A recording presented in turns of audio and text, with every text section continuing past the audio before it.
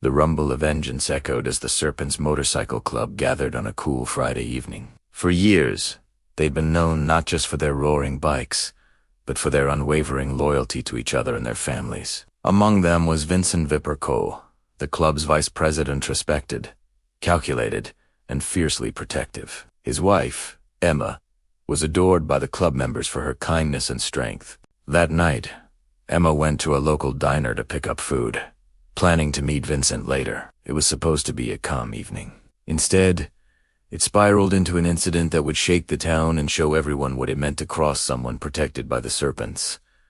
Emma stepped into the diner just after sundown. The place was busy, filled with the hum of conversation. She greeted the familiar staff with a warm smile and placed her order. As she waited, she noticed 3 men seated in the backload, drunk, and making crude remarks at the waitress. Emma instinctively avoided eye contact, hoping to leave quickly, but fate had other plans. As Emma stood near the counter, one of the men swaggered over. "Hey, sweetheart," he slurred.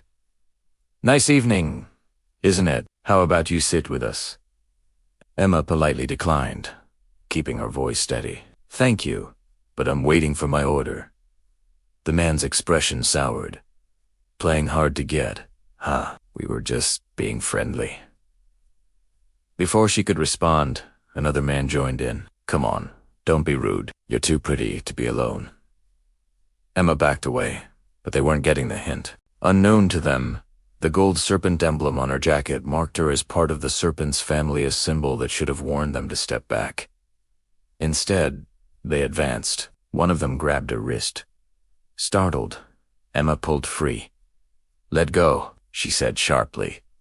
The commotion drew stares. The staff tried to intervene, but the thugs shoved one of them aside. The largest of the 3 stepped toward Emma menacingly. "You think you can just walk away?" Now visibly shaken, Emma reached for her phone to call Vincent, but before she could dial, the man snatched it and smashed it on the ground. The diner fell silent.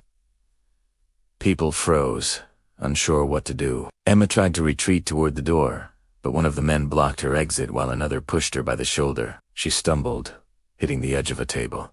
It was at that exact moment the diner door swung open. Standing there, dressed in black leather and radiating pure intensity, was Vincent. Behind him, 6 serpents stepped in, their vests glinting under the lights. Vincent's eyes found Emma instantly. He saw her clutching her arm, visibly distressed. His expression hardened into the calm before a storm. The thug blocking the door sneered. "Who the hell are you?" Vincent didn't answer.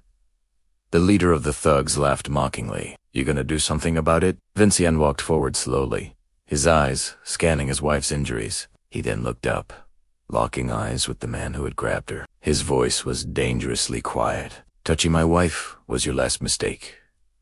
The diner fell silent.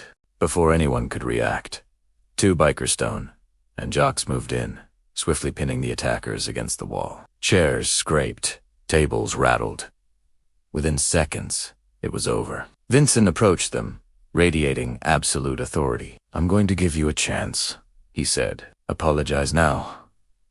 Gripped with fear, they mumbled apologies.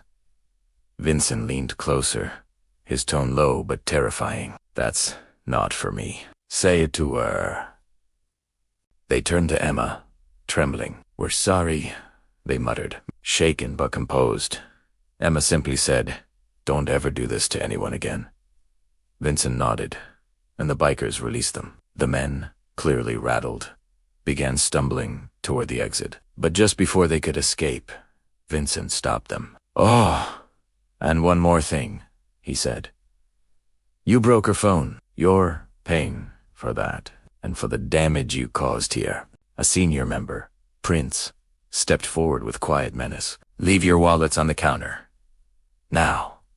With no room to argue, the men did as they were told and fled. Outside the diner, Vincent embraced Emma gently, checking if she was hurt. The Serpents reassured the other diners and helped assess the damage. The waitress, close to tears, thanked them profusely, but it didn't end there.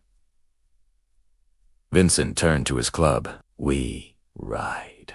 They followed the thug's car, not for revenge, but to make sure they faced real consequences. The Serpents escorted them directly to the police station and walked them inside. Vincent spoke clearly to the officers. These men assaulted a woman in public, destroyed property. We're pressing full charges.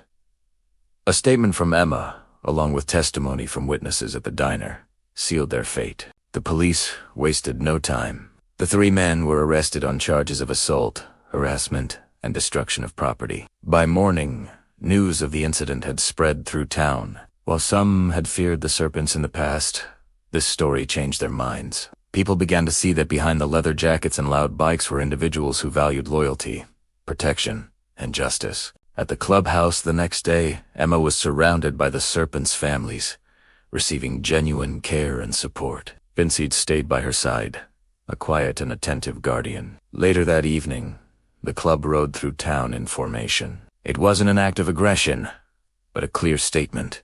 The serpents protect their own. What resonated most was not the potential for violence, but the restraint. Vincent had every reason to unleash his fury, but he chose the path that upheld his wife's dignity and the club's honor. The community rallied behind them. Donations poured in to repair the diner, and messages of support came from all over. When a local reporter asked Vincent why he handled it the way he did, he simply said, "We're not here to start wars. We're here to end the ones that threaten our family." And with that the engines roared, and the serpents rode away, leaving behind not fear, but respect. Because when you threaten a serpent, you don't just face one person's anger. You face a brotherhood that stands together, handles business the right way, and makes sure justice is served without losing honor. That night, they didn't just offend one of their own. They proved why no one should ever underestimate the power of loyalty. Thank you for watching. If you enjoyed this story,